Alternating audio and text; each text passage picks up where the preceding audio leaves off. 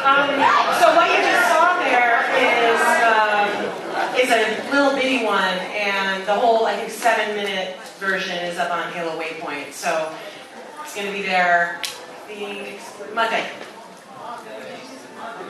Okay, Monday. Sorry. Nobody will know but you until Monday. No, yes. Keep it huge. So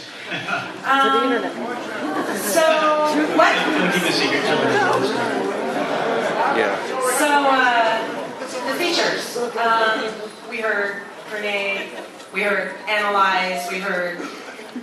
What else? What else are we going to hear? Rock munch. Great ability with understanding voice. And so when we sat down and started to think about how to incorporate Connect into the game, we thought that voice recognition component could be some cool way to add some sort of additional functionality without really changing that gameplay.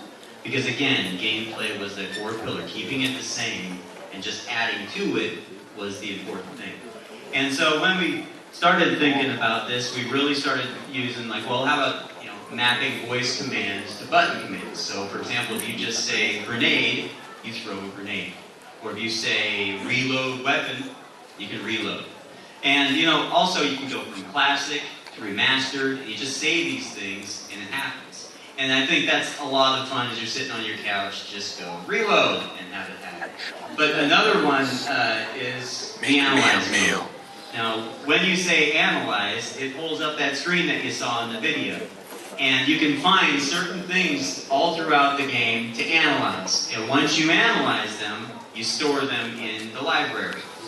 And Kevin will probably tell you a little bit more about the library. Getting into some of the fiction, you saw a little taste of that with that screen that listed through a number of objects in the game. There's a great big pile of them. For those of you that are familiar with the Halo fiction or any of the things like, so I believe this gentleman up here has an encyclopedia.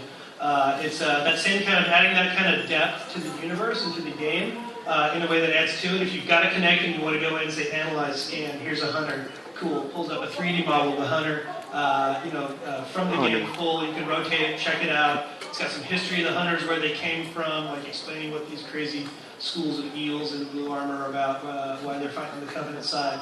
But it was just one more thing that we wanted to add to kind of give you guys, I don't know, a big high five for hanging out with Halo for 10 years. So it's done in a way, like Dennis said, that it doesn't interfere with the original game. If you don't have a Connect, you still get all the fun in the game, get all the achievements, it's all cool. But if you've got one, yes. through the voice commands and through the library and the analyzing, it lets you interact with Halo like you've never been able to before, which seemed appropriate for this kind of a celebration. Cool. Yeah.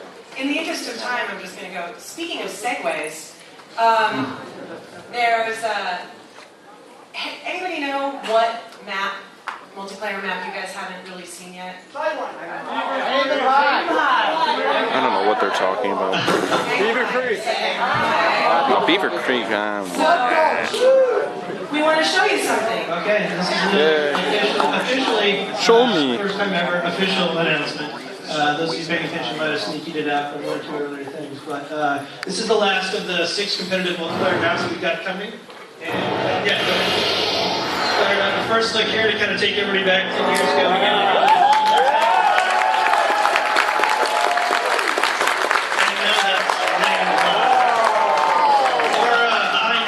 As the variant is called, is coming with Halo anniversary. So we've done a lot of work. Obviously, all the competitive multiplayer maps are coming over to the Reach engine, so you'll be able to play competitive multiplayer in the Reach hoppers with all your Reach friends, all your Spartan armor, all your armor abilities, all that stuff makes Reach awesome. Again, kind of like the graphics that we saw in the Pillar Bottom, this kind of stuff just wasn't possible 10 years ago when that first came out. I mean, frankly, even when we went back to it in Tombstone and Halo 2.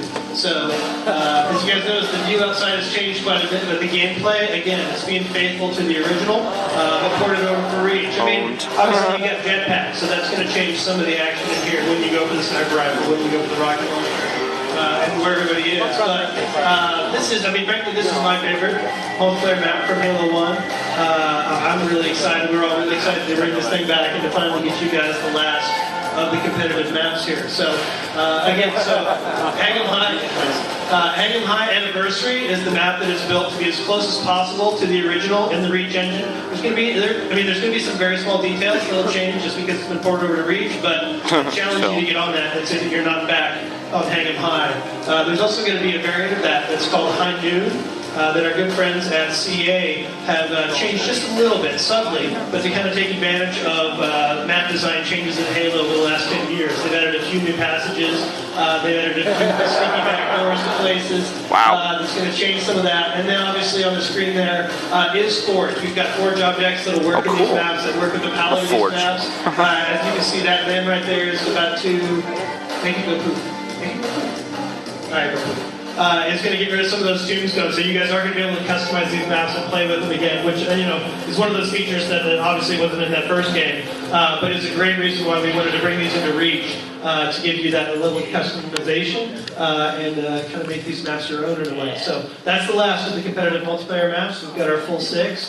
And those are all going to be worked into the Reach hoppers. If you get Anniversary, you can play those right off the disc, or with Anniversary, you'll be able to download those into the rest of your Reach maps, and then they work seamlessly with the rest of your Reach experience. You'll play those, all the Anniversary hoppers, all the normal hoppers, custom games, all that.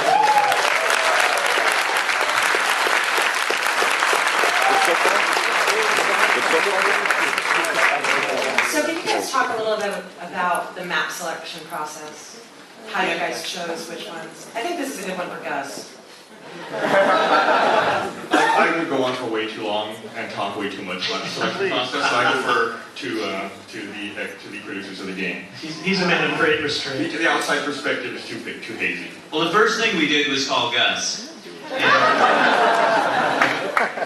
But really, actually, that's in a roundabout way. We immediately went out to a lot of the fan sites and started looking around, trying to figure out what were the most popular maps. A lot of us had a good idea what it was, but in a lot of cases, you really need to go out.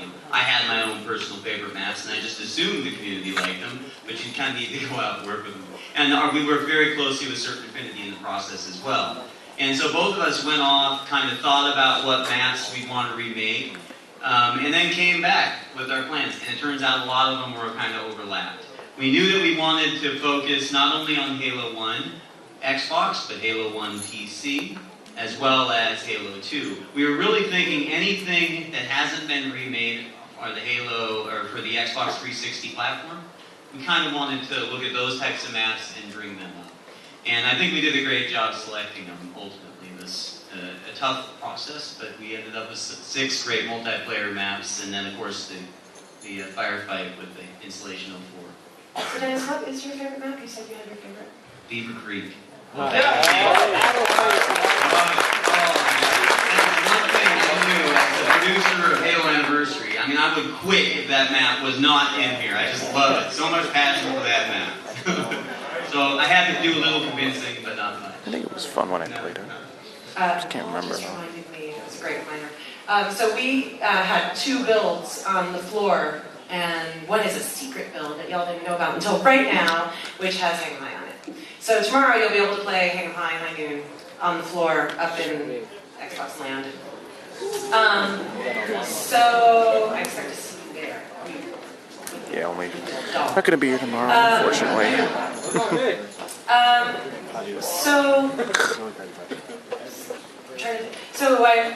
Wrapping this part up, I just want to remind you all that this, you can pre-order it $39.99 or $95 and $39.99. $39.99. And Good, pre-order not $60. is a Grunt Funeral Skull and the first ever Master Chief armor. And if you pair it with the Cortana AI chip that came from Halo Fest, Halo Fest, it's kind of the perfect thing. So, everybody's actually has heard about the Grunt Funeral Skull. You guys all probably know Grunt Birthday. Well, however, is after you kill each grunt, they'll fall down for a second, be very sleepy, and then they'll explode just like a plasma grenade. That was in Halo 2 when you shot him in the head. Awesome chain reactions. I was really hoping Dennis was going to turn it on for the demo today, because right outside the bridge is 3 grunts right on top, and I was going to get $1. You would have for sure gotten $1 there. So, why is Gus here, you may ask? Somebody asked. I want to hear all this new information. It's awesome. It's just a pretty face. So, I believe Gus has something to announce. Yeah, it's hard to follow the Connect announcement and the Hang 'em High reveal. Thanks for putting me after the big guns. Your sandwich. It's a Gus sandwich. Yeah, delicious. We create content that we distribute through Waypoint, and we're announcing we had an idea for a series that we wanted to do and release on Waypoint, but we didn't want to call it a mini-series because that implies something small in scope and something, I don't know, something not great, I thought, in my head. So, I think maybe also came up with a term, we decided to call it the Maxi Series. So we are announcing a Maxi Series that we're going to kick off on Waypoint, and if any of you were at PAX Prime in Seattle, you saw us do a table read-through of the first 10 pages of the Maxi Series. They had it on Waypoint. And it's on Waypoint as well. Waypoint. Give that man a dog. That'll be debuting on Halo Waypoint this fall. The Red vs. Blue Maxi Series. I have no idea what that is. Red versus blue, always had stories. So, while we're on the topic of Waypoint, Doug, I'm looking at you. Waypoint's getting, I'm trying to look at you. Waypoint's getting kind of an overhaul as well. Like I told you guys, we have a lot to tell you. Waypoint's getting kind of an overhaul and a re-release this fall as well. It is a big one, but I wanted to say how excited we are to have an Maxi series. It's a great place to be. It's a great place to find the Halo community directly. Hug it out! Hug it out! Whatever. So one of the things we wanted to do is make it easier to find things like Red versus Blue and all the other cool stuff that's on Waypoint. So we've actually redesigned Waypoint top to bottom. All new web interface, all new console interface, all new Windows Mobile interface. They all look the same now. They're very similar, so if you know how to use one, you know how to use them all. And we've done some other stuff too. So one of the things that's been missing on web has been detailed stats, all the way down to like kills per weapon, kills per enemy, kill death ratio by weapon, all that kind of stuff. That's all going to be here this fall. So it's really